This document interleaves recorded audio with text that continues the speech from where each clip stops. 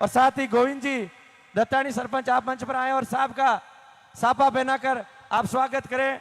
जोरदार तालियों के साथ अभिनंदन होता हुआ इस मीरा की धरती पर शेर राजस्थान हनुमान जी बेनीवाल का गोविंद जी दत्तानी सरपंच और बीजाथल दीनाराम जी बावरी समस्त लोगों के द्वारा हनुमान जी का स्वागत होता हुआ।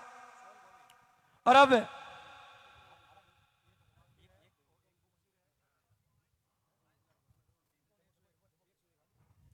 अगली कड़ी में अपने बीच पधारे पुखराज जी गर्ग साहब, उनके स्वागत के लिए निवेदन करूंगा मैं विजयपाल जी राव और रामनिवास जी घटियाला साहब आप आए और पुखराज जी गर्ग साहब का अभिनंदन करें। जोरदार तालियों के साथ पुखराज जी गर्ग भोपालगढ़ विधायक। अगली कड़ी में मैं निवेदन करूंगा इंदिरा जी बावरी मेड़ता विधायक, उनके स्वागत के लिए सुख जी सेवदा और डावा सरपंच साहब से निवेदन है कि आप आए और सेवदा साहब पूर्व सरपंच सोगावा साहब आए और इंदिरा जी का स्वागत करें।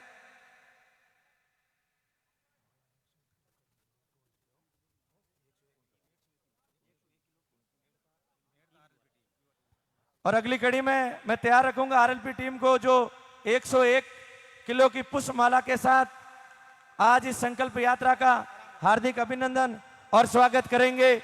अपने बीच पधारे आरएलपी संयोजक साहब और उनकी पूरी टीम का 101 किलो की माला के साथ भव्य स्वागत होता हुआ आज इस मेरता की धरती पर जोरदार तालियों की गड़गड़ाहट के साथ राष्ट्रीय लोकतांत्रिक पार्टी, एक बार व्यवस्था को आप लोग बनाए रखें ताकि सुचारू रूप से व्यवस्था बनी रहे। राष्ट्रीय लोकतांत्रिक पार्टी के कार्यकर्ताओं से 101 किलो की माला के साथ आज स्वागत होता हुआ मेरता में जोरदार तालियां और अभिनंदन हनुमान जी बेनीवाल का आज मेरता की इस धरती पर। अगली कड़ी में अब मैं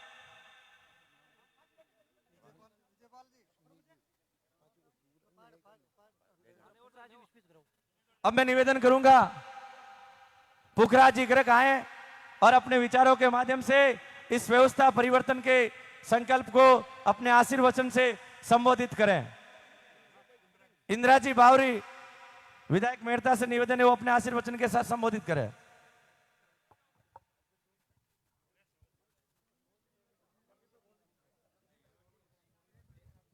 राम राम सा। आज मीराबाई की नगरी में नागौर के सांसद हनुमान जी बेनीवाल साहब आपके बीच में जो सत्ता संकल्प यात्रा की रैली के वास्ते आप सब मेड़ता विधानसभा के लोगों से निवेदन है कि जो सत्ता संकल्प यात्रा में आप लोग सब पहली तो आपके जो भी कार्यक्रम छोड़ और सत्ता संकल्प यात्रा की रैली में आप पधारे, आपको बहुत बहुत धन्यवाद, आपको स्वागत। वैसे एक आरएलपी पार्टी और राष्ट्रीय लोकतांत्रिक पार्टी के सुप्रीमो है और भोपालगढ़ के विधायक पुखराज जी गर्ग साहब और सम्मानित मंच सभी गांवों के सरपंच और सभी सामने विराजमान हमारे पिता तुल्य बुजुर्गों नौजवान साथियों। वैसे आज आपको एक बात बताऊं कि आज 5 साल आपने जो मुझे चुन के और आपने भेजा और मैं 5 साल आपकी तन मन धन से सेवा भी की और आप जटे भी बुलाई, मैं आपके बीच में हाजिर भी हुई और भी मैं आपके बीच में हमेशा ही ऐसे ही आती रहूं और वैसे 5 साल आपकी सेवा भी करी और अब जो आपकी इच्छा हो आप करो। धन्यवाद। बहुत बहुत आभार। भावुक हुए अपने बीच अपनी शक्ति और समर्पण के साथ मीरा की तरह वापस रालोपा की तरफ अपना त्याग दिया। धन्यवाद। अब मैं निवेदन करूंगा पुखराज जी हनुमान जी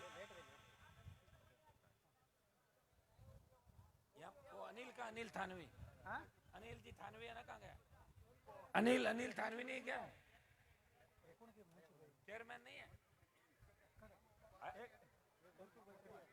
अनिल थानवी चेयरमैन है क्या यहाँ? निकल गया?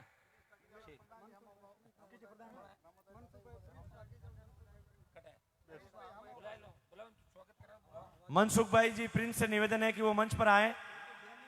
अभिनंदन है, आप पधारें मंच के मंच। रामूतार जी टाडा साहब, मनसुख भाई जी प्रिंस, आप मंच पर आए, आपका अभिनंदन और स्वागत है। मनसुख जी आ चुके अपने बीच, आए प्रिंस साहब। रामूतार जी टाडा साहब,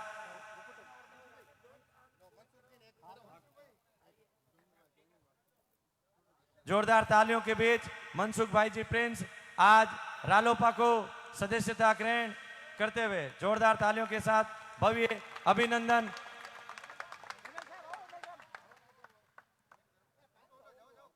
रामूतार जी टाडा साहब से निवेदन है कि वो मंच पर पधारें।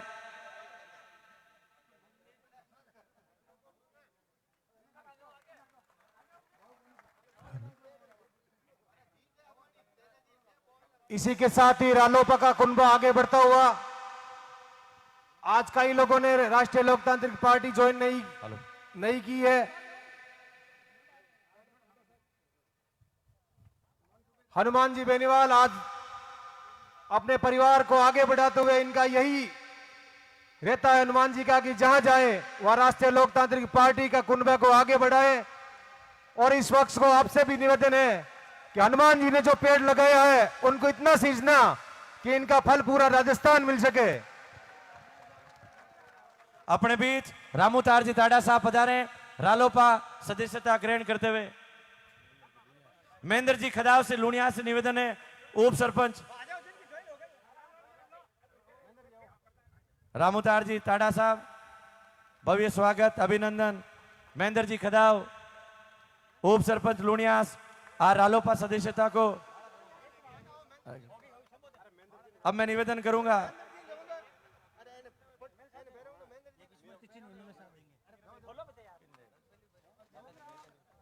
इस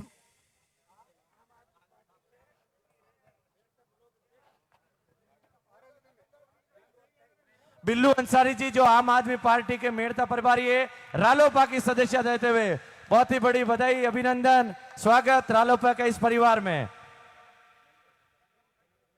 और अब विधायक साहब को मीराबाई की तस्वीर के साथ अभिनंदन करेंगे सांसद साहब का। महेंद्र जी खदाव अपने बीच उप सरपंच आए, उनको भी सदस्यता ग्रहण करवाते हुए रालोपा परिवार की उप सरपंच लुणियावास महेंद्र जी खदाव, भव्य स्वागत मीराबाई की चिन्ह के साथ, स्मृति चिन्ह के साथ सांसद महोदय का। एक बार बहुत ही जोरदार जयकारे से मेरठा सिटी की आवाज गूंजनी चाहिए। हनुमान बेनीवाल, राष्ट्रीय लोकतांत्रिक पार्टी। हनुमान जी तुम संघर्ष करो, हनुमान जी तुम संघर्ष करो। हसन भाई सुपी टाइल्स वाला है, हसन भाई वो भी सदस्यता ग्रहण करके साहब का स्वागत करते हुए हसन भाई सुपी टाइल्स, हार्दिक अभिनंदन और स्वागत। सभी भाइयों का, सभी लोगों का एक बार पुनः अभिनंदन। आपने समय निकाला और आज पार्टी को आपने ग्रहण किया और इसी उम्मीद और आशा के साथ आप राजस्थान की इस व्यवस्था परिवर्तन में किसान और जवान की आवाज राष्ट्रीय लोकतांत्रिक पार्टी को अपना योगदान देके इस बार 2023 की सत्ता के शीर्ष पर विराजमान करने का आप लोग काम करेंगे। उसके लिए आपका अब मैं निवेदन करूंगा अपने बीच हनुमान जी से कि आप एक बार आप लोग मंच पर व्यवस्था बनाए रखें।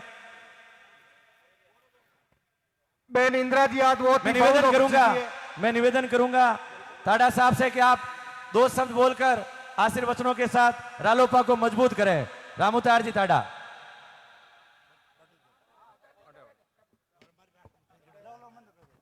हेलो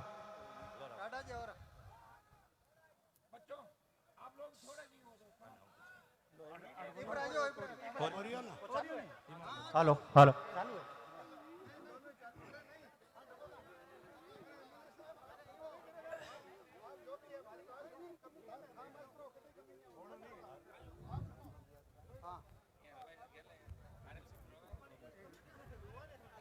इंदिरा जी बहुत ही भावुक हो चुके हैं मंच पर।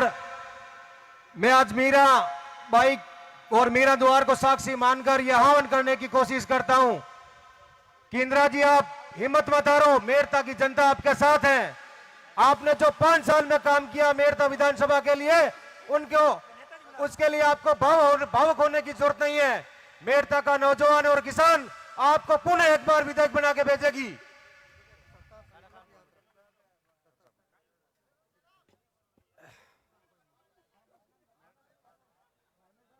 आज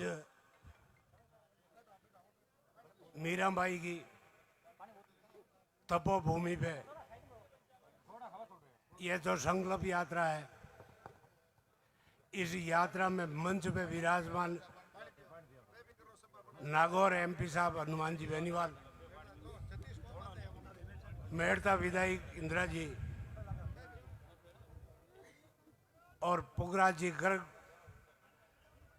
और सम्मानित मंच, सामने बैठे बुजुर्गों को प्रणाम, युवा पीढ़ी को नमस्कार। संकल्प यात्रा में आप लोग जिस तरीके से आपका जोश है ना, आपने गांव में बुढ़िया में जोश इरू ही ज्यादा है, पण बेणु वाटे आईजो को नहीं, ये बात है बेन ही धन्यवाद उठे बैठे बैठे जोश करे तो करो। आज संकल्प यात्रा है, इसमें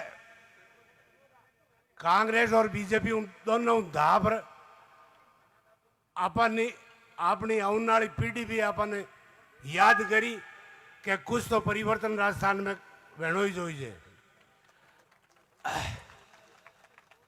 आजादी रा 75 साल पहले जो लोग मत दिया पैसा दीवी बे पाचा आएगा तो बार कांग्रेस बीजेपी रो तो नाम निशानी नहीं रहा मंचा माती बोलन को दे। ए बात मैं युवा से क्यों कि कणाई तो कांग्रेस ईडी पड़े जरा बीजेपी में ना जब ईडी वाला छापड़ ने के बीजेपी वाला जरा बे कटी आपनो भारत छोड़ ही भागे।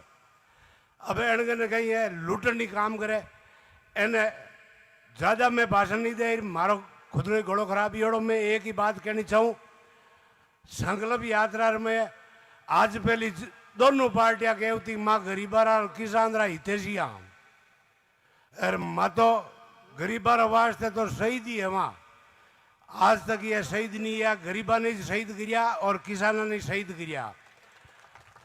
आपने जो को प्रधानमंत्री बीमा योजना है, आज तक बीमारी रसीद कटावने में तो अपनी फिक्स डेट है और अपन देवनी कोई डेट नहीं है, भले 5 बरिए जो 2 बरिए जो। ए बात आपने ये वास्ते याद करा कि सत्ता परिवर्तन इस तरीके संकल्प ले और जगी मीटिंग में अपन आया सकूँ 4 गुणा आप गाँव में बात करा तो ये पार्टी रो भविष्य उज्जवल हुएला। और खाली उज्जवल ही नहीं, राज में आने वास्ते कासा संघर्ष करना पड़े। बाकी कोई पहली मैं गाँव में जाऊता या आप गाँव में बैठ रहे थे कांग्रेस के तो मैं तो कांग्रेस ही हूँ, अब बार हो जोड़ो ही कौन लाते, बीजेपी वालों के तो मैं बीजेपी हूँ। ए मीडिया बंधु है ना, ए आपनो हौड़ जो कोई संकल्प यात्रा रो बढ़िया प्रिंट मीडिया और फ्रेश मीडिया बढ़िया लिख दे तो एने भी एड़ो धन्यवाद देवांगे। एने मानू ज्यादा सापा पैरावार गाँव में गाँव रो किसान रो और गरीब रो धनिए ना, तो अब ये पार्टी रे बाद में सेकंड में तो अच्छा तो इस समय मीडिया बंधु ज्यादा नहीं बोल मैं ये तो ही कहूँ शांतिपूर्वक तार सुनियो, मारो स्वागत करियो। मैं थानो तय दिलू हार्दिक आभार करूँ, बहुत बहुत धन्यवाद। जय हिंद, जय भारत। बहुत बहुत धन्यवाद रामूतार जी ताड़ा साहब का। और अब मैं अनिल जी थानवी से निवेदन करूंगा कि आप अपने उद्बोधन के साथ संबोधित करें।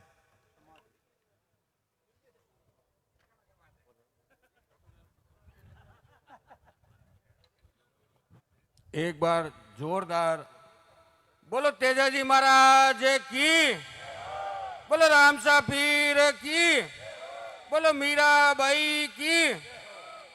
परम सम्मानित हम सबके लाडले और इस नागौर जिले को पूरे भारतवर्ष में अपनी छवि के माध्यम से जो आज हम देख रहे हैं, पूरे भारतवर्ष में हम कहीं भी चले जाए, बेंगलोर चले जाए, मद्रास चले जाए, बंबई चले जाए, एक ही आवाज आती है, हनुमान बेनीवाल के जिले के हो क्या। ये हमारे लिए बड़ी फक्र की बात है। हमारा भाई इस नागौर जिले के छोटे से शहर से निकलकर पूरे भारतवर्ष में अपनी छवि बनाई है। मेरी तो छाती चौड़ी हो जाती है आज जब मुझे इस रथ में बैठने का मौका मिला। 25-30 साल पहले मैंने कई पार्टियों की सेवा की, रथ के टायर में ही घुन बैठा है माने तो नेताजी देख के इन रथ में बैठो तो आपनो जीवन सफल। और जो संघर्ष हमारे सांसद महोदय जितने सालों से संघर्ष कर रहे हैं, कितनी बाधाएं आती होगी, कितने बड़े बड़े राजनीति के इनके पीछे पड़े हैं, लेकिन ये आप लोगों की ताकत है कि आज ये हमारे बीच में छाती चौड़ी करके बैठे हैं। ये जनता की ताकत है, ये किसानों की ताकत है, ये युवाओं की ताकत है। तो मेरा आप सबसे हाथ जोड़ के निवेदन है, आदरणीय हनुमान जी बेनीवाल के हाथ मजबूत करो। पूरे भारतवर्ष में हम छाती चौड़ी करके चलेंगे। जय हिंद, जय भारत, जय मेड़ता। बहुत बहुत आभार और धन्यवाद। 2 शब्द के लिए मैं आयुषी लामरोड से निवेदन करूंगा कि आप आए और अपने उद्बोधन के साथ संबोधित करें। आज मीरा की धरती पे नागौर सांसद हनुमान जी बेनीवाल और मेड़ता की विधायक इंदिरा देवी जी बावरी और भोपालगढ़ के विधायक पुखराज जी गर्ग और हमारे सामने बैठे पिता तुल्य बड़े बुजुर्गों सभी का हार्दिक अभिनंदन करती हूँ। देश में जो हालत है उसके गुनाहगार कहीं ना कहीं हम ही हैं, क्योंकि हर बार हम कहीं कांग्रेस में जाके वोट देते हैं, कहीं बीजेपी में जाके देते हैं। हम भाई साहब को तो 5 ही साल मिले हैं, इन्होंने इतना विकास किया है। और कभी आपने सुना है कि मोदी आए और उनको जई दे दिया हाथ में या पावड़ा दे दिया? क्योंकि सभी को पता है कि एक ही किसान का पुत्र है जो दिल्ली तक गया है और किसानों की आवाज उठाई है, इसीलिए इन्हीं के हाथ में जई और कसी देते हैं, क्योंकि यही हमारे लिए मसीहा है और हमारी उम्मीद इन्हीं से है। चिन्ह कोई भी हो पर चुनाव चिन्ह आरएलपी पार्टी को ही जाना चाहिए और अब की बार मेड़ता से विजय बनाएंगे हनुमान जी बेनीवाल को हम आशा करते हैं। बहुत बहुत आभार और धन्यवाद। मनसुख भाई प्रिंस से निवेदन है कि आप अपना आकर उद्बोधन दें। मनसुख भाई प्रिंस जिन्होंने आज ही सदस्यता ग्रहण की और अपना पूरा त्याग और समर्पण पार्टी के लिए रखेंगे। राम राम सा। देखो सा, हमारा राजनीति नहीं है जन्म भयो आज है कहीं। मैं तो वो चीज कह सकूं, किसान हित में एक ही आदमी काम बात कर सके वो हनुमान जी बेनीवाल है। संसद भवन में बैठे मोदी जी वीडियो तो सिर्फ हनुमान जी वीडियो कहीं खुला चैलेंज करियो, सब चीज करियो। किसान हित की बात करे तो हनुमान जी कर सके और हर आदमी की बात हित की बात करे।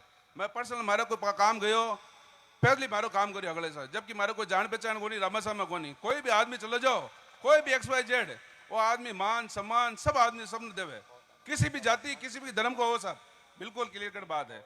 राम राम सा। अब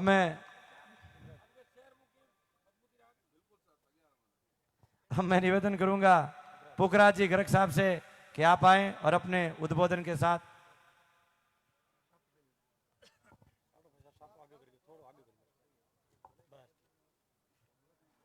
आज सत्ता संकल्प यात्रा के अंदर हमारे बीच में उपस्थित राष्ट्रीय लोकतांत्रिक पार्टी के सुप्रीमो और नागौर के लोकप्रिय सांसद हनुमान जी बेनीवाल साहब, मेड़ता के लोकप्रिय विधायक बहन इंदिरा जी, सम्मानित मंच और सामने उपस्थित सभी बुजुर्गों, युवा साथियों, आप सभी का इस सत्ता संकल्प यात्रा की सभा में अभिनंदन, स्वागत। आज सत्ता संकल्प के साथ में राष्ट्रीय लोकतांत्रिक पार्टी के सुप्रीमो आपके बीच में उपस्थित हैं। जब हनुमान जी ने नई पार्टी बनाई, जब इन्होंने एक विजन रखा था, एक लक्ष्य रखा था व्यवस्था परिवर्तन का। ऐसी व्यवस्था जो अखंड भ्रष्टाचार के अंदर डूबी हुई है, उस व्यवस्था को परिवर्तन करने का संकल्प जो हनुमान जी ने लिया है, उस व्यवस्था परिवर्तन करने के लिए आज सत्ता का संकल्प की यात्रा में आपके बीच में उपस्थित हुआ है।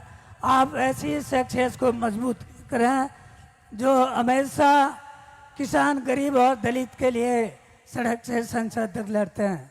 आपने देखा होगा पिछले साल जब किसानों ने काले कानून लाए गए थे, किसानों ने पूरे देश के अंदर हड़ताल की, तो प्रदेश का एकमात्र सांसद, एकमात्र किसान नेता जो किसानों के हित के अंदर 70 दिन तक शाहजहांपुर बॉर्डर पर धरने पर बैठे रहे। हमेशा किसान और दलित को हक अधिकार दिलाने की लड़ाई लड़ने वाले, हमेशा किसान और दलित को मान सम्मान दिलाने की लड़ाई लड़ने वाले ऐसे सक्सेस को आप मजबूत करें और जो आने वाले इलेक्शन है और राष्ट्रीय लोकतांत्रिक पार्टी के प्रत्याशी को विजय बनाकर हनुमान जी बेनीवाल साहब को मजबूत करें। यही मेरा आप सभी से निवेदन। आज आप सभी लोग इस सत्ता संकल्प की सभा के अंदर एक संकल्प लेकर जाएं कि आने वाले समय में हनुमान जी बेनीवाल साहब को मजबूत करना है और राष्ट्रीय लोकतांत्रिक पार्टी के प्रत्याशी को जिताना है। यही मेरी आपसे अपील है। आप सभी का बहुत बहुत धन्यवाद। जय हिंद, जय भारत। बहुत बहुत आभार और धन्यवाद। और अपने बीच कोमल बावरी से निवेदन है कि वो आकर अपनी कुछ पंक्ति, इंदिरा जी की बेटी कोमल से निवेदन है कि आप आकर पंक्तियों को रखें। सबसे पहले मैं मेरे मामा जी श्रीमान हनुमान बेनीवाल जी और मेरी मम्मी जी श्रीमती इंदिरा देवी बावरी और भोपालगढ़ के विधायक पुखराज जी गर्ग, यहाँ सभी बैठे मेरे पिता तुल्य बुजुर्गों को मेरी ओर से नमस्कार। धन्यवाद जो आज आपने मुझे बोलने का मौका दिया और इस रैली में आप सब आए, उसके लिए मेरी ओर से आपको धन्यवाद। आज तक मैंने सभी जगह देखा है कि कांग्रेस और बीजेपी के लोग बस बोलते हैं कि हम काम करवाएंगे, बल्कि हनुमान जी बेनीवाल जो हैं वो किसानों के साथ हर समय खड़े रहते हैं और हर एक जगह पे जाके किसानों की बात करते हैं। और कोई जगह छोटी छोटी लड़कियों का भी बलात्कार हो रखा है। उसी समय कहाँ गए बीजेपी और कांग्रेस के लोग, जब बस एक हनुमान बेनीवाल ही 3 विधायक, बस एक हनुमान बेनीवाल ही उनके लिए खड़े होते हैं। जो रालोपा के 3 विधायक हैं, हर रैली और हर धरने पर पहले खड़े हो जाते हैं। तीनों विधायकों ने हर जगह काम किया है। मैंने मीडिया और मोबाइल में भी देखा है, हर जगह काम होता है। मेरी मम्मी आज हमारे साथ ज़्यादा टाइम नहीं बिता सकती क्योंकि वो हमेशा अपने जनता के बीच में खड़ी रहती है और अपना पूरा टाइम जनता को देती है, इसलिए वो कभी कभार हमारे पास रह पाती है। अब आपको है ना 25 नवंबर को मेरे मामा जी को वोट देकर भारी मतों से जिताना और उन्हें मजबूत बनाना है ताकि वो किसानों की आवाज़ सुन सकें। बहुत बहुत धन्यवाद। और अब इस कड़ी को आगे बढ़ाते हुए मैं निवेदन करूंगा शेर राजस्थान हनुमान जी बेनीवाल साहब से जोरदार तालियों के साथ अभिनंदन और उद्बोधन करते हुए रालोपा संयोजक।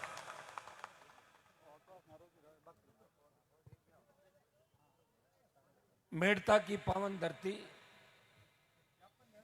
मीराबाई और वीर तेजाजी महाराज की धरती पे सत्ता संकल्प व्यवस्था परिवर्तन यात्रा रथ का पहिया आज मेड़ता क्षेत्र से गुजर रहा है। और मेड़ता वो धरती है जिसने 2018 के अंदर अगर इस देश में मुझे ताकतवर बनाया, इस प्रदेश में ताकत दी और मुझे अगर सांसद बनने का सौभाग्य मिला तो मेड़ता की धरती के धरती पुत्रों का, किसानों का बहुत बड़ा योगदान है कि 18 के अंदर राष्ट्रीय लोकतांत्रिक पार्टी को जिता के बहन इंदिरा बावरी को राजस्थान की विधानसभा के अंदर भेजा। उस समय मैं आपके बीच गांव के अंदर प्रचार करने नहीं आ पाया था। एक सभा करी थी और आपने मुझे कहा था, टिकट जब इंदिरा जी को दिया आपने कहा कि आप तो टिकट दे दो, हम जिता के भेज देंगे। और मेड़ता वो जोशीला इलाका है जिसने जो मन में ठान लिया वो करके ही दिखाया। और एक रैली के अंदर आपने मेरी जब नई पार्टी 18 के अंदर बनी, उसमें खींवसर की जनता, मेड़ता की जनता और भोपालगढ़ की जनता ने हनुमान बेनीवाल को एक किसान राजनीति के नेतृत्व की तरफ बढ़ाया। आपका बारंबार धन्यवाद और आपका बहुत बड़ा ऋण मेरे ऊपर है। ये जो सत्ता संकल्प व्यवस्था परिवर्तन का आगाज हमने किया, अगर मेरे से पहले 20, 30, 40 साल पहले कोई नेता अगर इसको करते तो मैं वो झंडा पकड़ लेता और आराम से सत्ता के नजदीक चला जाता। लेकिन दुर्भाग्य इस बात का, बड़े बड़े नेता राजस्थान के अंदर हुए। सोची समझी राजनीति के तहत कांग्रेस और भारतीय जनता पार्टी ने किसान नेताओं को सत्ता के शिखर पर नहीं आने दिया, पार्टियां चेंज करवाई, उन पे दबाव बनाया। हम भोले होते हैं, हमें एक दूसरे से लड़ाया और जब सत्ता राज तिलक का समय आया तो हम लोग रूठ के बैठ गए, दूसरी जगह चले गए और राज तिलक दूसरे लोगों का राजस्थान के अंदर हुआ। इन चीज़ों का हमें बहुत ध्यान रखना है। भाइयों, 5 साल का समय आपके सामने था, हनुमान बेनीवाल का संघर्ष आपके सामने था। एक जमाना था जब उत्तर प्रदेश हरियाणा के किसान नेताओं का देश में बोलबाला था, हम भी उनके झंडे लेके चलते थे। हमारे किसान भी जब कोई दिल्ली, यूपी, हरियाणा से नेता आता था उनकी जय जयकार करता था। हनुमान बेनीवाल लोकसभा के अंदर गया, वो मोदी के एनडीए के अंदर घटक दल का सदस्य था, परोसी हुई थाली थी, मोदी सरकार मंत्री बना रही थी, आपको सारी चीजें पता है। लेकिन जब देश का किसान तकलीफ में था, हरियाणा, उत्तर प्रदेश और दिल्ली के किसान नेताओं ने मुझे एक बात कही कि हनुमान जी, वक्त आ गया है कि हमने इस इतिहास में लड़ाइयां लड़ी, अब वक्त आ गया कि राजस्थान उस ऋण को उतारे। मैंने कहा, मेरे से क्या बलिदान चाहते हो आप? कि आपसे ये बलिदान चाहते हैं कि आप राजस्थान का जो गुजरात दिल्ली का कनेक्शन है, इस NH 8 को जाम करो और मोदी की सत्ता अगर छोड़ते हो तो किसान बिल वापस हो सकते हैं। पूरा उत्तर भारत आपकी ओर देख रहा है, नागौर के किसान के बेटे की तरफ देख रहा है। भाइयों, मोदी की सत्ता को छोड़ के उन किसान नेताओं के साथ 70 दिन सड़क पे बैठ के और सत्ता छोड़ी और किसान बिलों को वापस कराया। 2-3 दिन से आप मीडिया के अंदर देख रहे होंगे, एक खबर छप रही है कि पंजाब का हमारा एक भाई जो अग्निवीर भर्ती हुआ था, उसका शव, वो शहीद होता है, उसका शव आता है, एक मिनट, उसका शव आता है एक एम्बुलेंस के अंदर, 4 आदमी आते हैं और उसके घर पे शव को रख के जाते हैं। एक शहीदों का सम्मान हुआ करता था, सम्मान हो रहा है, लेकिन अग्निवीर भर्ती के अंदर जो बच्चे जा रहे हैं उनको यही है कि नहीं तो शहीद का दर्जा मिलेगा और 25% को रखेंगे, 75 को वापस भेज देंगे। सेना के सम्मान में अगर देश का कोई सांसद सड़क पे आया देश ने मोदी से टक्कर लेने के लिए लोकसभा ऑल पार्टी मीटिंग और जोधपुर में 2 लाख जवानों की रैली करके संदेश दिया, प्रधानमंत्री जी मैं फिर आ रहा हूं दिल्ली की तरफ, तैयार हो जाओ, सेना के सम्मान को ठेस नहीं लगने देंगे। वो अग्निवीर के खिलाफ था, वो सेना के सम्मान में अग्निपथ योजना को वापस लेने की बात कर रहा था। किसान के बेटे तो बहुत सारे MP देश के अंदर, बहुत सी पार्टियां हैं जो मोदी की नीतियों का विरोध करती है, लेकिन अग्निपथ जैसी नीति के विरोध के अंदर सारे दलों ने मिलकर कोई ऐसा फार्मूला तय नहीं किया जिससे लोकसभा को ठप कराया जा सके। एक व्यक्ति आपकी लड़ाई लड़ रहा है और उसका परिणाम यह हुआ कि पहले अग्निवीर की जो भर्ती हुई उसमें यह तय हुआ कि 25% अग्निवीर को हम रखेंगे और 75% वापस भेज देंगे। लेकिन हमारे दबाव के अंदर, नौजवान किसानों के दबाव के अंदर, और ये सरकारें गई है भारतीय जनता पार्टी की 3-4 लगातार, मोदी सरकार डरी और अब ये तय किया कि 50% को हम सेना में रखेंगे और 50 को वापस भेजेंगे। आधी जीत आपकी हो गई।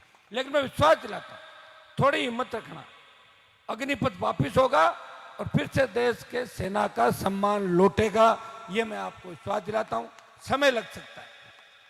समय, मुझे जब मेड़ता में एंटर हुआ, आज मैं 10 बजे घर से निकल गया, बड़ा अचंभित थे लोग, 10 बजे कैसे निकल गया। तो मेरे पास समाचार आया आप तो जल्दी आ रहे हो, सभा की तैयारी नहीं, तो मैं धीरे रुका थोड़ी देर।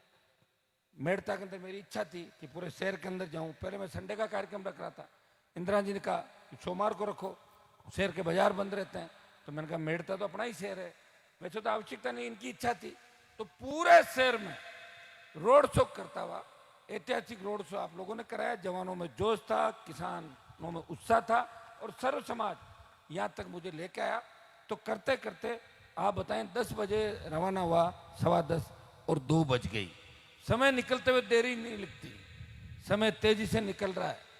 लेकिन इस तेजी से निकलते हुए समय के अंदर अपनी पूरी जवानी इस किसान कौम के खातिर बर्बाद करके अगर सत्ता छोड़ के सड़कों पे इस राजस्थान में कोई लड़ा, जिसने किसान कौम का सम्मान बढ़ाया, जिसने सामंती ताकतों को सोचने में मजबूर किया, जिसने मोदी को बार बार राजस्थान के चक्कर लगवाए, अमित शाह को राजस्थान के चक्कर लगवाए, वो नागौर का सांसद है, वो किसान का बेटा है।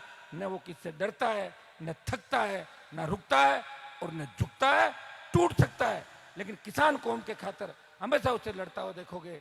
मेरे समाज के साथ साथ गुजर, मीणा, यादव, मेघवाल, मुस्लिम, तमाम समाजों की बात अगर लोकसभा के अंदर ये कहने का जज्बा किसी के अंदर है कि जाट हाईकोर्ट जज क्यों नहीं है, मुसलमान हाईकोर्ट जज क्यों नहीं है, मीणा, गुजर, यादव हाईकोर्ट जज क्यों नहीं है, गुजर रेजिमेंट बनाओ, आई रेजिमेंट बनाओ, मेरे भाइयों को सम्मान मिले, पिछड़े लोगों को आगे कैसे लाया जाए, अगर ये कहने की ताकत किसी के अंदर है, वो नागौर के सांसद के अंदर ताकत है। वो किसी चीज की परवाह नहीं करता क्योंकि आपका बड़ा आशीर्वाद मेरे साथ है और मैं उम्मीद करता हूं इस बार भी आप ये पूरा आशीर्वाद मेरे साथ रखोगे।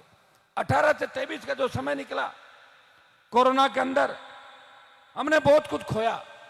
50 लाख मौतें कोरोना से देश के अंदर हुई, उसकी सीधी सीधी जिम्मेदारी है नरेंद्र मोदी की जिम्मेदारी है। पहला जब मरीज कोविड का आया था, अगर उस समय उस मरीज के आते ही उस मरीज को एडमिट करा के और इंटरनेशनल फ्लाइटें रोक देते देश के अंदर, तो इस तरह कोविड नहीं फैलता। कोविड फैलने का कारण था 2 महीने लोकसभा चलाई और मोदी जी का मैंने भाषण सुना था लोकसभा के अंदर 20 जनवरी 2020 में। वो कह रहे थे कि मेरे इस विशाल भारत के अंदर कोविड नहीं आएगा। हम लोग खुश हुए, मोदी की बात हो गई ऊपर कहीं न कहीं, लेकिन कोविड नहीं आएगा। और फिर पता लगा आधे एमपी कोविड के अंदर, मैं तो खुद कोविड में मरते मरते बचा था, आपको पता, आपकी दुआएं थी, ईश्वर की कृपा थी। कई मंत्री ऊपर चले गए, सांसद चले गए, पत्रकार चले गए, अधिकारी चले गए, एक्टर चले गए। ये और दोबारा जब कोविड की लहर आई तो जवान बच्चों ने दम तोड़ा ऑक्सीजन सिलेंडर के लिए। हॉस्पिटल में एडमिट कराने के लिए फोन आते थे बड़े बड़े लोगों के, साहब जान बचा लो, अस्पताल में भर्ती करा दो। अस्पताल में भर्ती नहीं करते मरीजों को, एक ऑक्सीजन सिलेंडर दिला दो, रेमडेसिविर इंजेक्शन दिला दो, आईसीयू, वेंटिलेटर। हमने लोगों को दम तोड़ते हुए देखा था, इंसानियत दम तोड़ रही थी। मोदी जी, ये देश आपसे सवाल कर रहा है, कहां गई आपकी भावनाएं? पागल बना के लोगों को वोट लेना छोड़ो।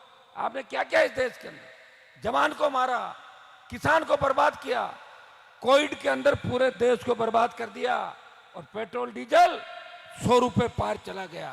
जो 2014 के अंदर जब इनकी सरकार बनी थी तो पेट्रोल डीजल की कीमतें 55-50 होगी, वो 100 पार चली गई। मैंने लोकसभा के अंदर मामला उठाया तो इनके मंत्री खड़े होके बोले कि 7 स्टार होटल में खाना खाओगे तो बिल 7 स्टार का देना पड़ेगा और ढाबे पे खाओगे तो ढाबे का देना पड़ेगा। अगर सड़क पे चलना है तो टोल देना होगा, गाड़ियां खरीदना बंद कर दो, महंगाई बढ़ेगी। इनके मंत्रियों के ये बयान इस लोकसभा के अंदर इस बात की ओर इंगित करते हैं कि घमंड, अभिमान चूर चूर के भरा हुआ।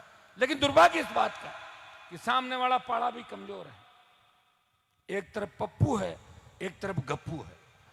एक अपने जमाने में पहले प्रधान जी बैठे, राम अवतार जी, ये मेरे से थोड़े से उम्र में बड़े, रामनिवास जी भी बड़े हैं। पहले एक रेडियो चलता था, ये रेडियो गप्पिस्तान है, ये रेडियो गप्पिस्तान है, फलाना जी अब गप गजट चालू। तो गप गजट अब देश की तरफ से चल रहा है। वो गप गजट ऐसा चल रहा है, ऐसी बात करना और मीडिया के अंदर वही बात छपना, उसी बात को दिखाना। क्योंकि आपको पता है अगर कोई मीडिया उनके खिलाफ छापता है तो ईडी छापा पटक देती है, उनके विज्ञापन बंद हो जाते हैं। तो मीडिया भी कितनी लड़ाई लड़ेगा बताओ मुझे? हालात देखिए देश के, प्रदेश के, और उन किसान नेताओं को जो सड़कों पे लड़े नहीं, 5.25 साल बाद उनके अंदर अचानक से किसान जागृत हुआ। वो बोले कि हम इस कांग्रेस पार्टी को त्यागते हैं और मोदी जी के शरणम गच्छामी होते हैं। और शरणम गच्छामी क्यों हो रहे हो भाई? बोले हनुमान जी की वजह से हो रहे हैं। तो हनुमान जी के कांग्रेस के साथ है क्या? ये तो हनुमान जी हैं जिन्होंने गहलोत के बेटे को हरा के तमाम किसान कौम की राजनीति का बदला ले लिया। तो गहलोत के वोट मांग रहे थे। कई लोगों तो अपने हाथों से गहलोत के बेटे को खाना खिलाते हुए मैंने देखा, ऐसे कुआ देते हुए देखा मैंने। मेरे पर लांछन मत लगाओ, तुम कमजोर हो, लड़ नहीं सकते। 4 घंटे बीजेपी ज्वाइन करें, पता लगे फिर कांग्रेस में रह रहे हैं, फाइल आ गई इधर आ गए, फाइल आ गई वो चले गए। तो एक चीज तो तय करो, हो कहां पे? अभी तो यही पता नहीं। मुझे तो लग रहा है कि चुनाव से पहले पहले कोई पार्टियां और बदला बदली नहीं हो जाए, ऐसा लग रहा है मुझे। हो सकती है, पता नहीं चल रहा। हाँ मेरा पता है, चाहे रिजल्ट कुछ भी आए, लड़ाई लड़ूंगा। और इतिहास ये कहेगा, एक लड़का था राजस्थान के अंदर जिसने भीख नहीं मांगी कटोरा लेके, लड़ाई लड़ी।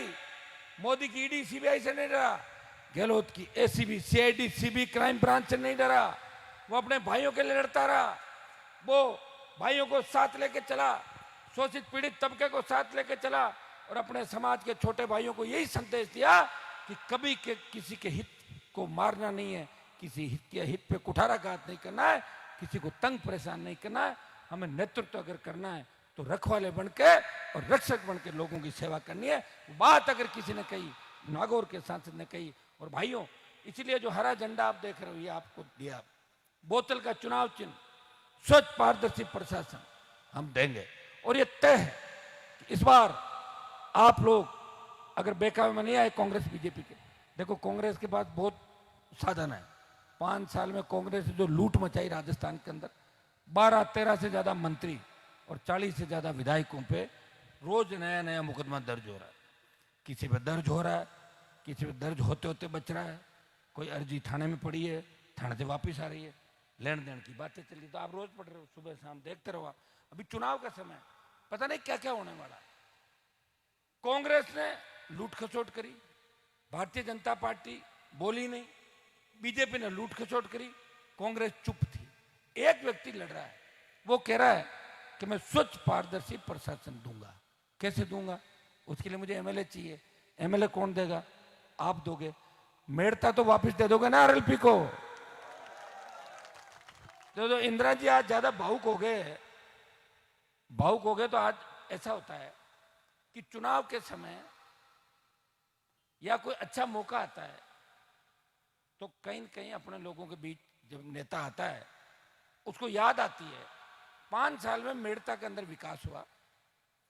जितना नागौर के अंदर, खिंवसर और नागौर क्षेत्र में, संसदीय क्षेत्र में दिल्ली का पैसा आया, उतना राजसमंद पूरे का अलग छोड़ दो, अकेला मेड़ता में दिल्ली सरकार का पैसा आ गया और सारे काम चालू करवा दिए। ये माणक जी बैठे गोटन का जो रातड़ी आसोब से होता हुआ मेड़ता का जो रोड लगेगा, बिना टोल के शानदार रोड शुरू हो गया। समय लगता है क्योंकि आजकल क्या है कि जो चोर बेईमान ठेकेदार है वो तो इस इलाके में आने से डरने लगे। हनुमान जी बैठे हैं, परेड कराएंगे बहुत ज्यादा, कॉपी नहीं डालते हैं, मना के कॉपी डलवानी पड़ती है कि कॉपी नहीं दे। आप तो कहते हो काम नहीं हुआ, तो कहते हैं भाई थोड़ा बहुत ठीक करके, बोले साहब नहीं, शिकायतें बहुत होती हैं वहाँ, काम हम गलत नहीं करेंगे तो खाएंगे क्या? अरे इतना बिलो मत डालो भाई, 20%, 30%, 40%, तो लोग हमसे जवाब पूछेंगे। सड़क बनी महीने बाद सड़क का पता ही नहीं चला। एक सड़क देखी थी मैंने परबत से डेगाना के बीच, आपके भैरुंदा की सड़क, जो बरसात के अंदर बह गई सड़क, रामनिवास जी पूरी सड़क बह गई। मैंने शिकायत करी उस सड़क की। मैंने कहा मुझे इस बात की चिंता है कि सड़क बह के चली कहाँ गई, सड़क को ढूंढो एक बार, लाओ। तो पता लगा कि सड़क बनाने वाले अपने ही लोग थे, अपने मतलब किसानों के लड़के थे। मैंने उनको पकड़ा, ये क्या क्या साहब मर जाएंगे। तो मर कैसे जाओगे, तुम्हें किसी ने रोका नहीं क्या? बोले रोकते क्या साहब, जो एमएलए साहब थे उनसे तो बात हो गई थी हमारी, डेगाना पर्वत सर, इसलिए हमने क्या सोचा कि आप भी आ जाओगे इधर। तो मैंने कहा मैं तो कहीं भी आ सकता हूँ राजस्थान में, मेरी पार्टी है भाई, मैं एमपी हूँ। जी अगर रोड पर देखूँ कब बनी, कैसे बनी, क्यों बनी रोड खराब, तो जांच आ जाती है। तो ये स्थिति थी। फिर 2 महीने का समय मांगा और उस सड़क को ठीक किया। 1 करोड़ रुपए अगर पर किलोमीटर किसी रोड का मिले और वो सड़क 3 महीने भी नहीं चले, वो रोड का पैसा किससे वसूलेगी सरकार? जनता से। टैक्स किस पे लगता है? आपके ऊपर। हर जो ये कर रहा है ना, अपन ये फ्री कर दो, वो कर दो, ये कर दो, ये टैक्स आपको ही देना पड़ रहा है। किसान का मूंग, किसान की मूंगफली अगर बाजार मंडी में जाती है, थोड़ी सी दागदार हो गई, ये तो दागदार वापस ले जाओ। ये तो मैं बैठा हूं आपके 15-20 साल से प्रयास कर रहा हूं, कोशिश कर रहा हूं। नहीं तो जिस तरह के लुटेरे नेता है और जिस तरह का सिस्टम है, कई अधिकारी नागौर में पोस्टिंग तो करा लेते हैं, उनको बाद में पता लगता है या नागौर गलत आ गया तो हनुमान बैठा हुआ है, हमने सोचा वैसा ही नागौर होगा पहले की तरह। तो मौज मस्तियां नहीं कर पाते, और अति कोई करेगा उसको भुगतनी पड़ेगी। रिया के अंदर जब मैं मेड़ता कॉलेज में आया था, ये छोटी बहन आयुषी बैठी है, रामनिवास जी, ये सरपंच साहब बीजा थल, 50-60 लोगों ने कहा कि रिया में कॉलेज खुलवानी है। मेरी बड़ी इच्छा थी, और चूंकि प्रधान जी और हमें तो राम अवतार जी, हमें तो वो वक्त भी याद है, भूमर सिंह जी डांगाबाद शिक्षा के लिए बहुत प्रयास करते थे, हम दोनों साथी थे उनके। मेड़ता में पहले लोग कॉलेज नहीं बनना देना चाहते थे, लोग चाहते थे कि मेड़ता में एजुकेशन नहीं हो, शिक्षा नहीं हो, ताकि मेड़ता के लोग पढ़ लिख के आगे नहीं आए। ये सोच कैसे आई, क्या आई, आप भी जानते हो। हमारे पुराने नेताओं ने प्रयास नहीं किया, और उन्होंने प्रयास करके इस कॉलेज को बनाया मेड़ता के अंदर। कॉलेज बनने से सोच बदली, हमारे बच्चे पढ़ने लगे, हमारी बेटियां पढ़ने लगी। लेकिन रिया क्षेत्र के अंदर जहां सबसे ज्यादा बजरी हमारी निकलती है, खेत हमारे, बजरी को बजरी माफिया ले जा रहा है, सारा पैसा लूट। उसके खिलाफ राजस्थान में किसने लड़ाई लड़ी? एक व्यक्ति ने लड़ाई लड़ी, उसको भगाया। आप आराम से काम करने लगे, इतने माँ आपस में लड़ लिए। मैं क्या करूं बताओ मुझे? अरे मैं क्या करूं? मुझे ये भी चिंता करनी पड़ती है कि आप लोग जोश में होश भी रखो। एक बजरी माफिया को भगा दूंगा और अपने आपस में अगर लड़ लेंगे तो क्या फायदा हुआ इन बातों का, बताओ। सोच समझ के अगर निर्णय करें तो तकलीफ नहीं पड़े। रिया की कॉलेज की बात इन्होंने करी, इन्होंने हमें कहा कि डेगना एमएलए साहब लंबे समय से लोड़ा दे रहे हैं हमारे को कि रिया में कॉलेज में बनवा रहा हूं साहब, ये तो नहीं है। मैंने कहा बिल्कुल नहीं है, सरकार तो मेरी नहीं है, सरकार गहलोत की है। लेकिन गहलोत की सरकार में अगर मेरा कागज चला जाता है तो सरकार में बैठे लोग इस कागज पे गौर करते हैं कि हनुमान जी का कागज है, इसे ना करें या हाँ करें, कहीं ना कर दें तो दिक्कत कर देगा, तो हाँ में ही फायदा है। तो मैंने कहा कि मैं रिया के कॉलेज की घोषणा कर रहा हूँ। घोषणा तो मुख्यमंत्री कर रहा है, मेरी आदत कर दी मैंने घोषणा। बड़ी दिक्कत हुई, कांग्रेसी पहुंच गए वहां। अरे साहब हनुमान जी ने घोषणा रोक लो एक बार इस बजट में, अगले में कर लेना। अगले में कैसे? इसमें ही करनी पड़ेगी भाई। रिया में कॉलेज खुलवाया, कॉलेज खुलवाने के बाद किसी ने कहा कि कांग्रेस के जो नेता जो एक ढाबा नहीं खुलवा सकते, वो वहां रिया के अंदर कह रहे हैं हमने खुलवा दिया, हमने खुलवा दिया। ये बात सही है, उनको नहीं पता कॉलेज कहाँ खुलती है। उन्होंने प्राइमरी स्कूल नहीं खुलाई कभी जीवन के अंदर, कौन से काम करते थे सब जानते हो आप। लेकिन ये लोकतंत्र है, इसमें कोई व्यक्ति खड़ा होकर कह सकता है कि मैंने ये काम कराया, और अच्छी बात है। मैं चाहता हूं कॉलेज खुलवाई, एक और कॉलेज खुलवाओ। पहले जब मैं आया था, मेरे और मेड़ता और मुंडवा के अंदर सबसे ज्यादा आपसी झगड़े होते थे। मैंने प्रयास किया, मैं भुगत भोगी हूं, हमें झूठे मामले के अंदर फंसा दिया, परिवार को बर्बाद करने का प्रयास किया। किसने किया ये भी आप जानते हो। वो लोग जब मेरे घर पे आ गए, मदद करो, मदद कर दी मैंने। मैं आपसे आगे नहीं जा सकता, 5 आदमी कह देते हैं बात मानता हूं। मैंने एक बात शुरू करी, मैंने कहा अपन आपस में लड़ेंगे तो सत्ता में कभी नहीं आ पाएंगे, न हमारा विकास होगा। आप एक काम करो, इसका भी काम होने दो और उसका भी होने दो। तो लोगों में एक बात चली, मेरे यहाँ ट्यूबवेल खुद रहा है, तो मैंने कहा इसके भी करा दो। हाँ ठीक है मामरा जी, इसके भी करा दो। इस सोच को बदला 20 साल के अंदर। और वो इलाका जहाँ सबसे ज्यादा हमारे लोग लड़के आपस में कत्ल करते थे एक दूसरे का, वो साथ बैठने लग गए। ये प्रयास मैंने किया, मैं एक दिन के अंदर ईश्वर भी नहीं कर सकता सारी चीजें। प्रयास किया, और प्रयास का परिणाम ये हुआ कि आप एक दूसरे के साथ बैठने लग गए। पहले जाते नहीं थे एक दूसरे को देख के कि उस शादी में वो तो मैं नहीं जाऊंगा। तो इसमें बदलाव किया, समय लगता है। एक आदमी को अगर कह रहा हूं बदलाव करूंगा, तो राजस्थान की जो परिस्थितियां, यहाँ आदिवासी अलग ट्राइबल बेल्ट है, आप देखिए नॉर्थ जो आपका ईस्टर्न का बेल्ट है वो बिल्कुल अलग है। इसलिए मैं बार बार कहता था कि एक मजबूत नेता अगर मेरे साथ और लग जाए तो सीटें 125 आ सकती। लगा नहीं कोई नेता, जहां से देते रहे मेरे को, पार्टी बना लेंगे, ये कर लेंगे, वो कर लेंगे।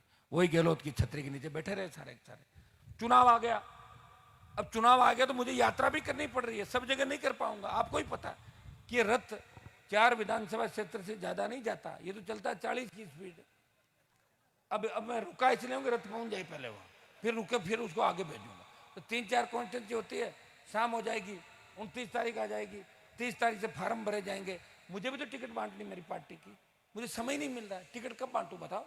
अभी मीडिया वाले पूछेंगे आपकी लिस्ट कब आ रही है, मेरी लिस्ट कोई कांग्रेस बीजेपी यूं थोड़ी कि हर कोई निकाल देंगे लिस्ट। मैं बहुत सोच समझ के जीताऊ और टिकाऊ, और आप सबके चेहरे पढ़ के टिकट दूंगा कि चेहरे क्या कह रहे हैं, मजबूती क्या है, जवान क्या कह रहा है, सर्व समाज क्या कह रहा है, उसी व्यक्ति को राजस्थान में राष्ट्रीय लोकतांत्रिक पार्टी की टिकट मिलेगी, जिससे जनता पसंद करती है। मैं मेरी तरफ से कोई टिकट नहीं देता, मेरी टिकटें जनता देती है।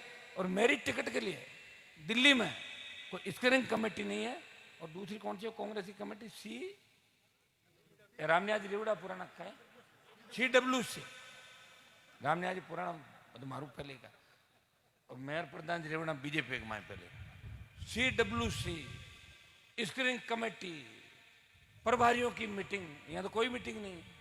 मैं चल रहा हूँ ना, मेरे तीनों MLA पूछ लेता हूँ इनको, बताओ क्या करना है, नौजवान है, फोन करके पूछ लेता हूँ। इस समय जब सारे लोग टिकट में व्यस्त है, हनुमान बेनीवाल इस राजस्थान की जनता को सत्ता संकल्प के माध्यम से अपना हक और अधिकार दिलाने के लिए लगातार लगा हुआ। उसे चिंता नहीं है टिकट की, उसे चिंता है कि मैं राजस्थान के भाइयों को जगाऊं और उन्हें उनका हक दिलाऊं, और इन दोनों पार्टियों की पोल पट्टी खोलूं आपके सामने। ये चिंता मुझे, जिस तरह आज मुस्लिम समाज के हमारे नेताओं ने, प्रिंस साहब ने और ज्वाइन की पार्टी, और ये आश्वस्त किया। मैं अनिल को रथ पे पूछ रहा था, हमारे चेयरमैन साहब को, अनिल जी क्या आपके शहर में कुछ ठीक कराओ, पिछली बार तो यार बिल्कुल ही 500-700 भी पटक दिया था सिटी के अंदर। तो ये कह रहा है आपके ठीक है, मैं कि इतना तो काम भी करा रहा हूँ यार, कम से कम ये तो देखो कि नागौर के पार्टी RLP पार्टी कहाँ की है। बोले साहब RLP पार्टी को बनाने वाला नागौर जिले का है। यही बहुत बड़ी बात हुई, राजस्थान में पार्टी कहाँ बना पाए लोग, इस चीज की वोट दे दो आधे। तो हनुमान जी ने पार्टी बनाई, हमारा भाई है, जब चाहते मिल जाता है, प्रयास करता है, किसान जवान टोल की बात करता है, भ्रष्टाचार के खिलाफ बात करता है, अपराध के खिलाफ बात करता है, सबको साथ लेके चलने की बात करता है। मेरे घर के दरवाजे सर्व समाज के लिए खुले में। हाँ, एक मेरी आदत है कि मैं थोड़ा सा हैंग हो जाता हूँ चलते चलते। हैंग तो एप्पल का फोन भी हो जाता है, अभी 13 Pro 14, अब आया 15, थोड़ा ज्यादा करो हैंग। एक व्यक्ति है, कितना लोड है उसके ऊपर बताओ। एक परिवार को चलाने के अंदर 2 भाई 3 भाई होते हैं, वो भी नाराज होकर रूठ जाते हैं, बैठ जाते हैं। एक व्यक्ति सबको साथ लेके चल रहा है। मेरे पास कोई सेठ साहूकारों की फौज नहीं जो मुझे अभी फाइनेंस कर रही हो। चुनाव में साधन संसाधन बहुत बड़ी आवश्यकता होती है। बिना साधन संसाधन के धन्यवाद दूंगा राजस्थान के किसान के बेटों का कि जब भी 5 लाख की रैली कराई, 3 लाख की रैली कराई, छात्र संघ के जब चुनाव बंद हुए, कोई नहीं बोला राजस्थान के अंदर। एक व्यक्ति बोला ये किसान के बेटे हैं, ये अध्यक्ष बनने चाहिए, ये लोकतंत्र की पहली सीढ़ी है, चुनाव बंद नहीं होने चाहिए। 1 महीना बराबर छात्रों के लिए लगाया राजस्थान को।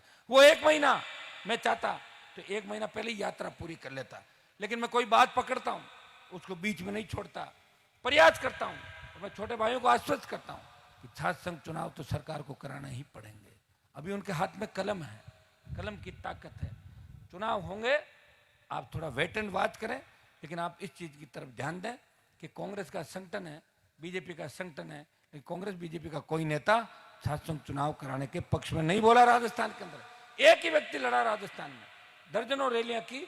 और जयपुर के अंदर जब रैली थी तो जब आप की तरह हम बैठे थे, बरसात आ गई, डोम नहीं लगाया, भीग रहे थे बच्चे। जब बच्चों को भीगते हुए देखा तो मैंने कहा मैं ये भीग रहे हैं, मैं यहाँ मंच में अच्छी बात नहीं, तो मैं भी 2.5-3 घंटे उनके साथ भीगा था। नेता तो चुपचाप चले जाते हैं अपनी गाड़ी के अंदर, ये लोग नेताजी भीग दिया, माइन ले लो माइन ले लो। मेरे को अंदर नहीं, मैं उनके साथ भीगा। आपने देखा होगा, दुख सुख के अंदर छोड़ के नहीं गया कभी आपको। ये मेरे संघर्ष का ही परिणाम है कि कुछ व्यवस्था ठीक हुई नागौर के अंदर। पहले हेड कांस्टेबल ज्ञापन लेने के लिए आता था, जिन नेताओं के बड़े बड़े नाम थे, देखा हुआ मेरा उनको। 98-99 में जब आया था तो मैं एक प्रदर्शन को लेके एसपी ऑफिस में घुस गया, 150 को लेके। जब एसपी का ऑफिस उधर होता था पीछे, ये बाद में नया बना था, तो मैं गया तो होचपोच हो गया एसपी सारे सीआईडी कि यहाँ कोई ऐसे आ सकता है क्या। उसके बाद रोज काम चालू हो गए। अब तो राजस्थान में जब चाह डीजी सड़क पर आया, जब चाह कमिश्नर आया, जब चाह कलेक्टर आया, जब चाह एसपी आया। आया कि नहीं आया सड़कों पर? ये तो रोज का ही काम हो गया। और कहीं अन्याय हो गया, मेरे पास टेलीफोन आ गया तो सबसे पहले बयान हनुमान बेनीवाल का आया। चाहे अन्याय करने वाले मेरी जाति के लोग होंगे, लेकिन फिर भी हनुमान बेनीवाल ने पीड़ित पक्ष को न्याय दिलाया कि अन्याय नहीं सहन करेंगे। वोटों की कभी परवाह नहीं की। मैं उन नेताओं को जानता हूं। जब आपकी ये जोधपुर की विश्वविद्यालय के अंदर जब बालिका के साथ रेप हुआ था, वो बीजेपी संगठन के लड़के थे रेप करने वाले। मैंने बीजेपी के एक नेता को पूछा, आप बयान नहीं दे रहे हैं? बोले बयान तो दे दें, लेकिन हमारी जाति क्या है और पार्टी क्या है। वो जाति भी उनकी थी और पार्टी भी उनकी थी, नहीं बोलते। एक व्यक्ति है जो सर्व समाज के लिए लड़ता है, फिर भी लोग कहते हैं ये तो जातिवाद करता है। और जातिवाद मैं थोड़ी कर रहा हूँ, 1000-1500 साल से जाति तो लिखी हुई है ही पहले से। फार्म भराती है सरकार, जब उसमें लिखाती है जाति क्या है, पिताजी का नाम क्या है, ये तो सारी लिखी हुई फार्म में भी ही हो रहा है, चुनाव में भी ही लिखा होगे। अब तो जाति के जनगणना चालू होगी। हमने तो मांग करी कि जातिगत जनगणना चालू करो ताकि हर समाज को पता लगे उसकी संख्या कितनी है। मैं प्रयास करूंगा कि हर समाज को राजस्थान की विधानसभा के अंदर टिकट दूं, जिनकी संख्या कम है उनको भी टिकट देके विधायक बनाऊं। अगर जातिवाद की बात होती तो इंदिरा जी एमएलए थोड़ी बनती यहाँ इस विधानसभा के अंदर। आप बताइए, पुखराज जी गर्ग, जिनकी जाति की संख्या भोपालगढ़ के अंदर बहुत कम है, विधायक बने। मैंने 57 टिकटों में से कम 40-45 टिकट दूसरी जातियों में दिए थे राजस्थान के अंदर। 9 मुसलमान थे, 12 मेघवाल थे, गुजर, मीणा, यादव, तमाम जातियों को बावरी समाज के लेके। और हनुमान बेनीवाल ने टोटल जो उपचुनाव लड़े आपने देखे होंगे, ये उपचुनाव इस बात की ओर इंगित कर रहा है कि आरएलपी मारवाड़ में ही प्रभाव नहीं रखती, वो बल्लभनगर के अंदर बीजेपी को चौथे नंबर पर डालती है और सरदार शहर के अंदर 50,000 वोट लेके भारतीय जनता पार्टी को ये सबक सिखाती है। ये मेरा ही संघर्ष है कि मोदी अमित शाह 5-5, 7-7 दिन से आ रहे हैं।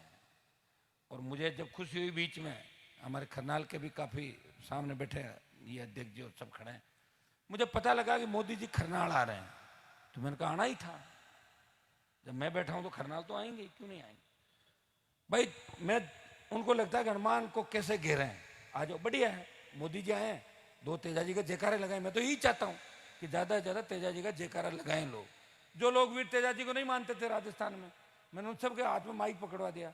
अगर वोट लेना है बोलो जय, जय हो, जय हो, बोलो कि नहीं बोलो जय। अच्छा काम किया। और कोई बिना मन जय बोलता है तो उसका काम वैसे ही हो जाता है। हम देख रहे हो कि मैं तो खाली काम के लिए जय बोलूं, निकल जाऊं, तो फिर दोबारा सेकंड टाइम में निकल जाते हैं। हम जयकारा लगाते हैं, सब समाज थोड़ी देखते हैं कौन सा देवता कौन से समाज का है। हम तमाम लोग देवताओं को जयकारा लगाते हैं। हम तेजाजी की जय बोलते हैं, राम सपीर की बोलते हैं, मीराबाई को भी करते हैं, जिन्होंने भक्ति और शक्ति से इस राजस्थान को एक नई दिशा दी। इस देश के इतिहास के अंदर स्वर्णिम अक्षरों में जिनके नाम लिखे गए, उनको याद करना। लोक देवता किसी एक जाति का नहीं होता, वो लोक देवता होता है, वो सबका देवता होता है। इस बात को अगर राजस्थान में साकार किया तो नागौर के सांसद ने हर व्यक्ति को साथ बैठना सिखाया। ये 2019 का जो लोकसभा का चुनाव था, तब आपने देखा होगा कि किस तरह समाजों को साथ बिठा के वोट दिलवाने का काम किया। मैं जातिवाद नहीं लाया, जातिवाद वसुंधरा जी लाई थी। वो कहती थी मैं जाट की बहू हूं। प्रधान जी शुरू के अंदर 2002 में वसुंधरा के साथ ही खड़े रहते रथ के अंदर, रामोतार जी, प्रधान जी रुकना, मैं आपको टिकट दूंगी, बहुत नजदीक थे।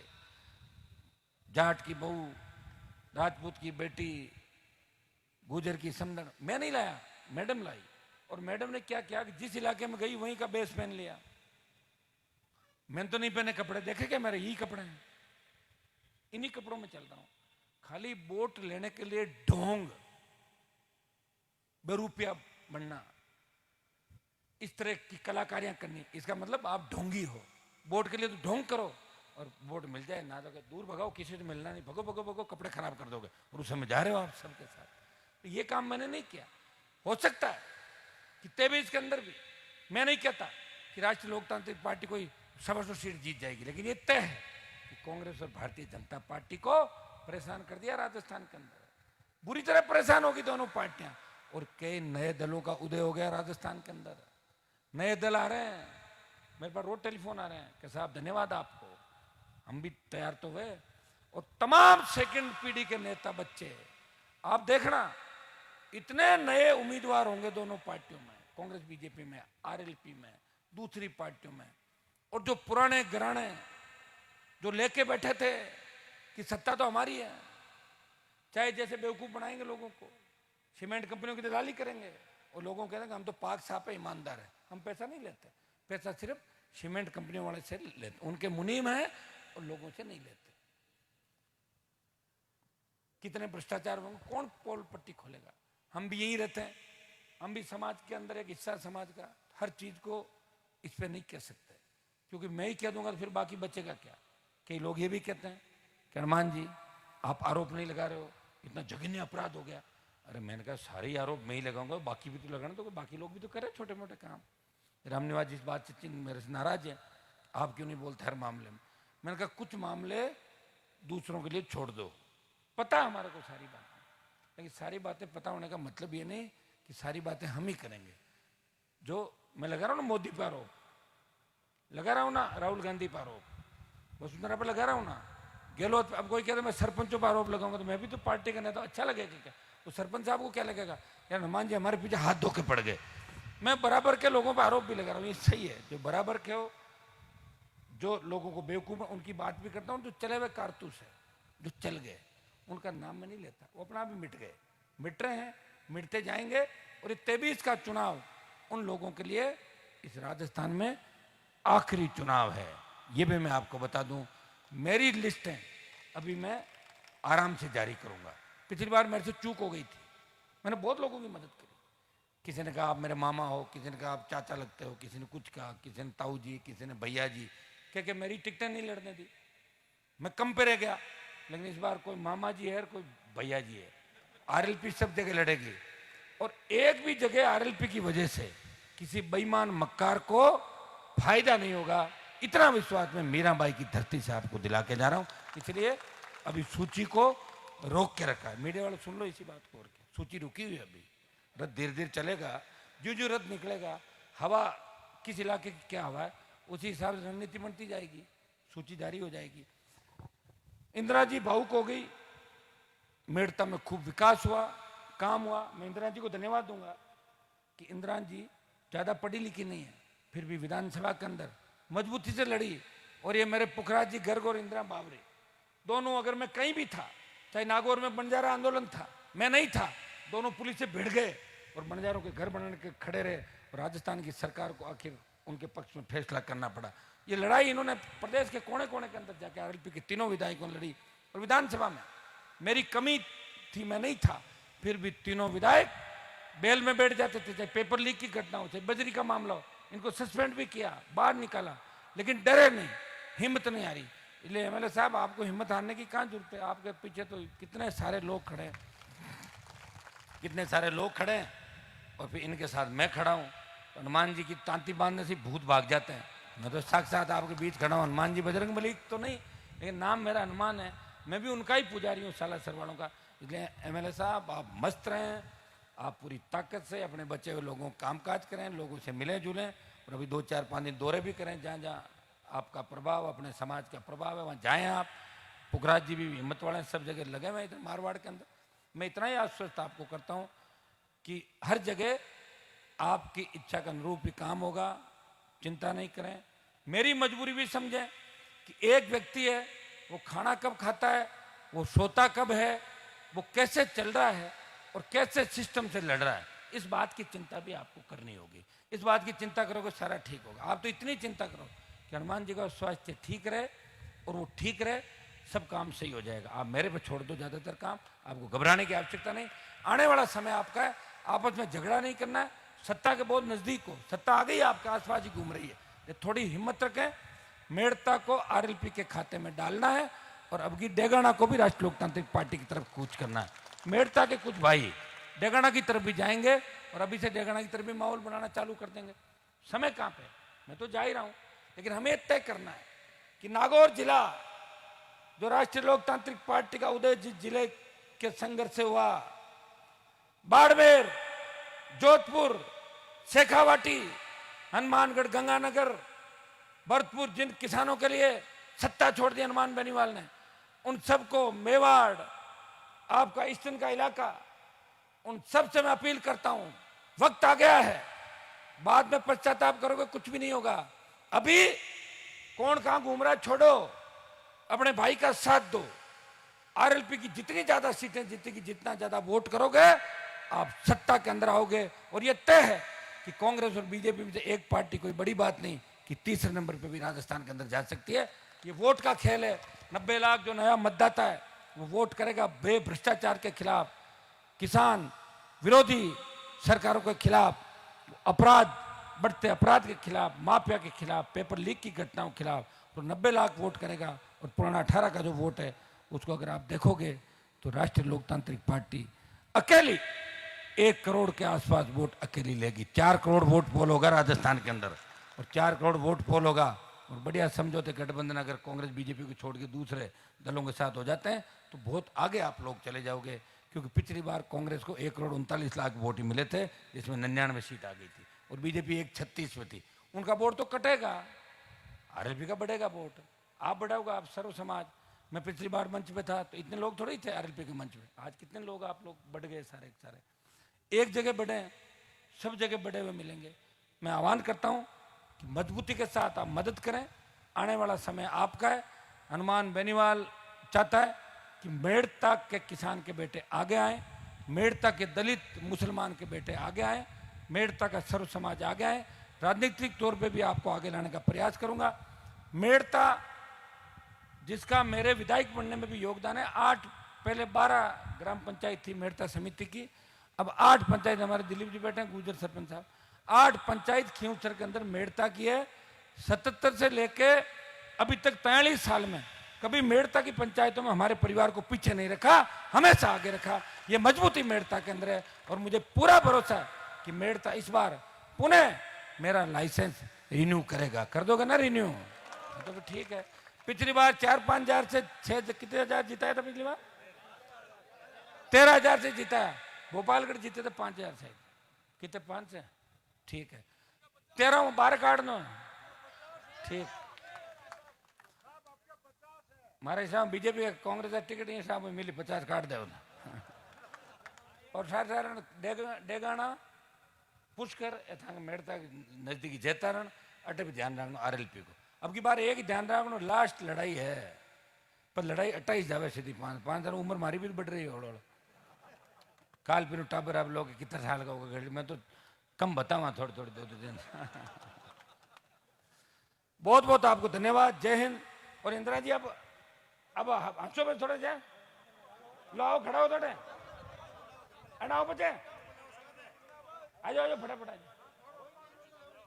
राष्ट्रीय लोकतांत्रिक पार्टी आरएलपी मेड़ता, आओ। आरएलपी जिंदाबाद। हाँ लो 5-7 आरएलपी जिंदाबाद नारे लगा दो। लोग पकड़ो एक बार, लो आरएलपी।